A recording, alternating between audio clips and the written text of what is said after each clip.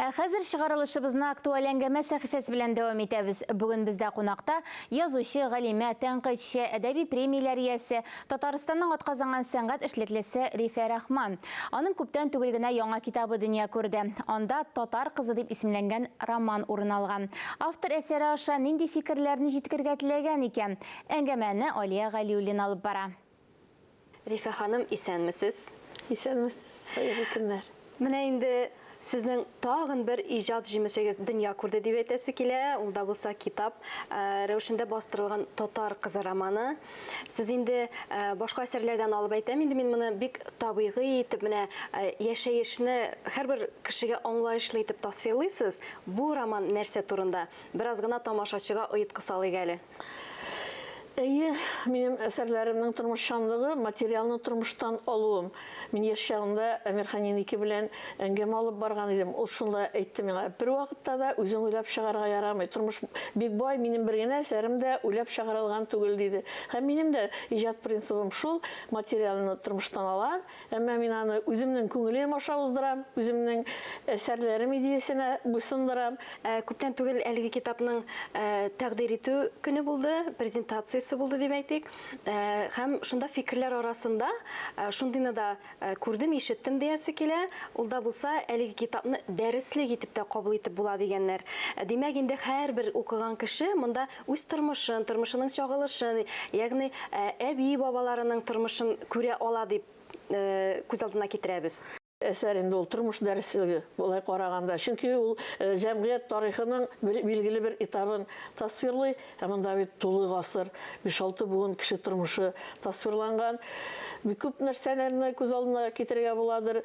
Китапларның тормыш дәреслеге булуы нәрсәдә дигән сорауга җавап итеп, мин бик күп психологларны тыңлаганым бар.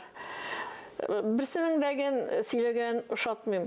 Бик тормыштан ерак кешеләр бит булар дип уйлыйм. Ә менә язучыларны укыйсың да, кара кешене ничек аңлыйлар, аның психологиясын ничек беләләр дип уйлыйм. Кергәнгә дә инде. Менә минемчә, минем әсәрләр алар кеше психологиясын өйрәнүдә ниндидер дәреслек булалар. Аларның мөһим ягы шунда. Бу романның язылу тарихына да тукталасы килә.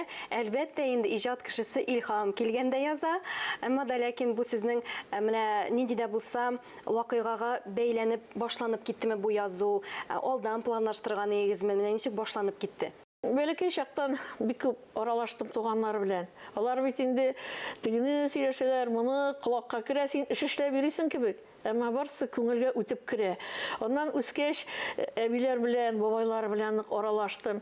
Шулай да алар исән чагында бөтен нәрсәне сөйләшеп бетерергә вакыт җитмәде. Чөнки гел эш, авыл тормышы бит инде эштән генә тора. Укый башлагач та эшләр өчен генә кайтасың авылга. Аннан инде язучы булып киткәч, мин күңелдә элекке җыелган вакыйгаларны, күренешләрне яңарттым. Һәм нәселнең озак яшәгән әйтик әле 100-гә кадәр яшәп килүче кешеләре бар иде. Моннан күптән түгел генә вафат булды берничә кеше. Шулай ук 100-гә якынлашып килә иде яшьләре. Алар белән очрашып, үземдә сакланган вакыйга күренешләрнең дөресме, юкмы икәнлеген раслар өчен әңгәмәләр алып бардым, язып калдым булган вакыйгаларны дәфтәрләргә. Мин гомумән бер нәрсә дә язмыйм тормыш турында. Алар барсы минем хәтеремдә саклана. Менә әсәр яза башласам, ни өчендер үзем өчен кабат исбатлыйсы килә, шуларның булганмы, юкмы икәнлеген. Бер кызык нәрсә бар. Бүрек нәрсәне төрле кешеләр сөйли бит инде.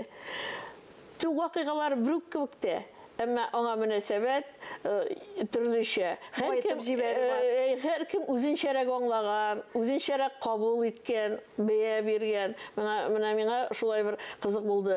Менә мин бу китапны да укучының әдәби әсәр итеп каравын телим. Аның киришендә язылган прототиплар барлыгы да. Шуңа да карамастан, аны документаль әсәр дип карауларын теләмим. Чөнки ул минем күңелем аша уздырылган, миңа сөйләгән кешеләрнең күңеле аша уздырылган.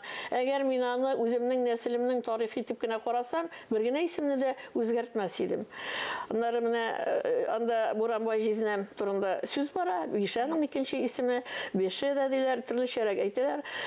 Ул кыргыз Аларда миңа опам да сөйләгән әйберләр күп, әмма мин аның тормышын шактый нык үзгәрттем, чөнки әдәби әсәр идеясенә буйсындырырга теләдем. Яшь чакта, кечкенә вакытта әти-әниләрнең, менә әби-бабайларның, туганнарның сөйләгәннәре йөрәккә үтеп керә дидегез, әйме?